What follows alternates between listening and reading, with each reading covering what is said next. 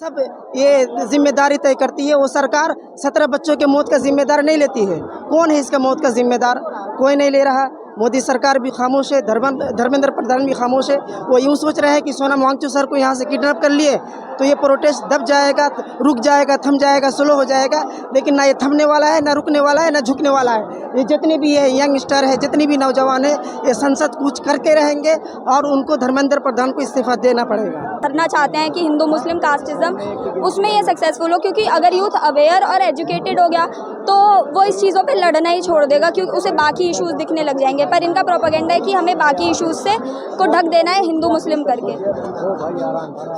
और यूथ को एजुकेटेड तो होने ही नहीं देना। क्या नक्शा पास नहीं है यूनिवर्सिटी का?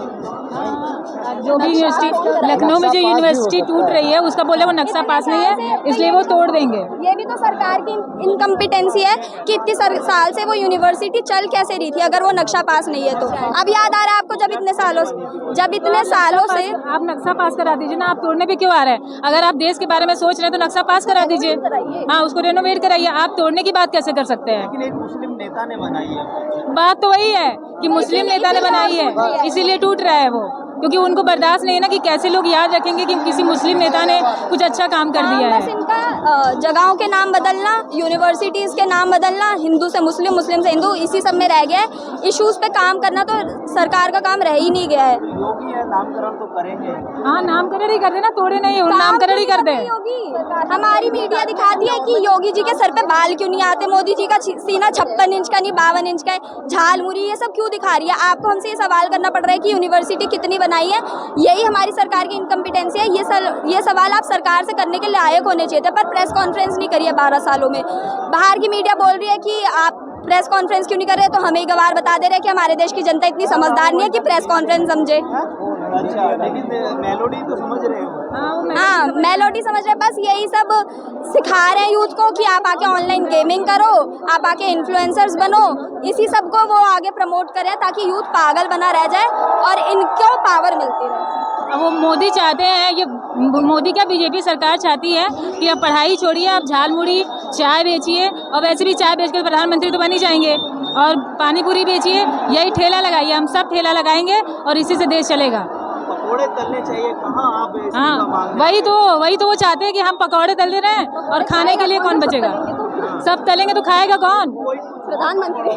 कोई चाय बनाने तो चाय बना लेंगे तो प्रधानमंत्री बन जाएंगे ना। चाय के लिए भी वो एक दिन मना कर देंगे। वापस बार्टर सिस्टम में चला जाना चाहिए। मैं चाय बनाती हूँ, ये पकौड़े बनाएंगी, मैं इनसे चाय ले लूंगी, ये पकौड़े मुझे दे देंगी। आदिवासी बन जाते हैं।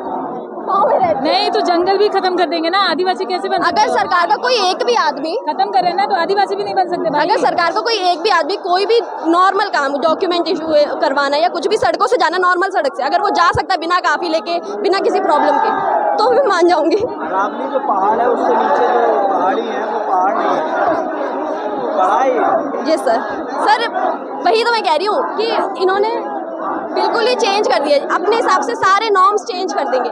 थोड़े दिन बाद कहेंगे कि आपको लड़की होने के लिए भी आपके एक्स क्रोमोसोम ही चाहिए। अब वो चलेगा ही नहीं। अब आप XY अब सबूत दोगे आप लड़की हो, वो ये भी कह देंगे।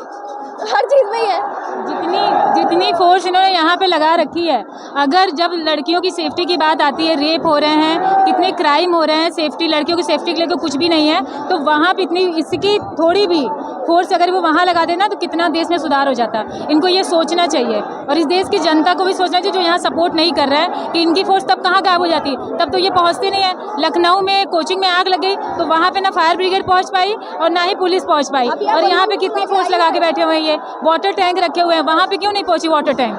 कितने बच्चे मर गए वहाँ पे। वाटर टैंक नहीं जा पा रहे, पानी की इतनी कमी हो रही है, एथेनॉल की वजह से इतना ज़्यादा पानी वेस्ट हो रहा है। मुंबई में वाटर शॉर्टेज हो रही है, महाराष्ट्र में वाटर शॉर्टेज हो रही है, लेकिन बोल दिया कि ये इन्वायरमेंटल फ्रेंडली है। ये नहीं बताया कि कितना पानी लग रहा है, गाड़ियों की माइलेज खराब हो रही है, ये सब कुछ नहीं दिखाया। और जब क्वेश्चन करते हैं तो जो एडवर्टीजमेंट कर रहा होता है वो बोल देता है कि जाके पेट्रोलियम मिनिस्टर से पूछो, लेकिन आपने एडवर्टीजमेंट करते हुए नहीं बोला कि पेट्रोलियम मिनिस्टर को एडवर्टीजमेंट करनी चाहिए, क्योंकि आपके बेटे की कंपनी है तो आप चाहते हो कि उसका प्रॉफिट हो।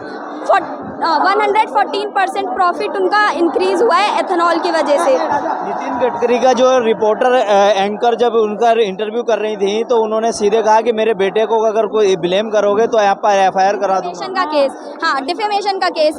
इनको वैसे रूल्स याद नहीं आते जब इनको सेफ्टी की काम काम करना होता है कुछ भी, इन्हें तब लॉ याद नहीं आते। इनको कोई अगर क्वेश्चन कर दे, कुछ बोल दे, तो इन्हें तुरंत डिफेमेशन याद आ जाता है। आप अपने बेटे, आप अगर पेट्रोलियम मिनिस्टर नहीं हो और आप इस बात से डिनाई कर रहे हो कि मैं इसके लिए अकाउंटेबल नहीं हूँ, तो आपको एडवर्टीजमेंट भी नहीं करनी चाहिए थी। आपका बेटा क्योंकि एथेनॉल की कंपनी चला रहा है इसीलिए आपने एडवर्टीजमेंट करी, तो फिर आपको अकाउंटेबिलिटी भी लेनी पड़ेगी कि आपने क्यों एडवर्टीजमेंट करी। फिर एक यूट्यूबर है और क्या नाम है, उसने मतलब सवाल कर दिए थे नितिन गडकरी से एथेनॉल को लेकर के, उस पर एफआईआर करा दी और उस पर मानहानि का 50 करोड़ का केस ठोका है। इन्होंने पूरा सिस्टम करप्ट कर रखा है। ईडीओ, ईएमओ, हमारी election commission, EDO, eco, election commission सब कुछ करप्ट है। सुप्रीम कोर्ट के जज ऐसी स्टेटमेंट्स देते हैं कि 10 साल की बच्ची है तो भी उसे अगर रेप हुआ तो अबॉर्शन नहीं करवा सकती वो, क्योंकि बच्चा है। तो उस बच्चे, आपने पहली बार 2 ज़िंदगी ख़राब करी, वो एक अच्छी मदर तो बन नहीं सकती। और हमारे एमएलएस बोलते हैं कि रेप हो रहा है तो lie down and enjoy. Bihar सरकार, किसी ने भी बोला है तो सरकार में ही, वो भी हाई कोर्ट ने बोला है। देखिए सर, क्या होता है ना कि जो भी ऊपर बैठे लोग हैं इस सरकार में, उन्होंने पढ़ाई तो की नहीं है, ठीक है। फर्जी डिग्रियां अभी दिखाई जा रही है, जब से उनके ऊपर सवाल उठाया जा रहा है कि आपने क्या पढ़ाई की, भी फर्जी डिग्री भी आ गई है। तो सबसे पहले जब भी इलेक्शन होता है ना, उससे पहले एक पेपर होना चाहिए। पेपर वो पास आउट करेंगे, उसके बाद ही इलेक्शन हो और फिर जनता उन्हें चुनेगी कि वो लायक है कि नहीं उसे सरकारी कुर्सी पे बैठने के लायक, तभी वो इसका समझेंगे, एजुकेशन का महत्व समझेंगे। और दूसरा नियम ये लगना चाहिए कि जितने भी मिनिस्टर हैं, चाहे वो बड़े रईस घर के लोग हैं, उन सब के बच्चे गवर्नमेंट स्कूल में पढ़ने चाहिए। जब वो वहाँ पढ़ेंगे तो अपने आप उनकी हालत सुधर जाएगी। यही है नियम। नहीं तो फिर कितना भी पैसे आप लगाइए, सरकार करेगी, सोशल एक्टिविस्ट करेंगे, कुछ नहीं बदलने वाला है।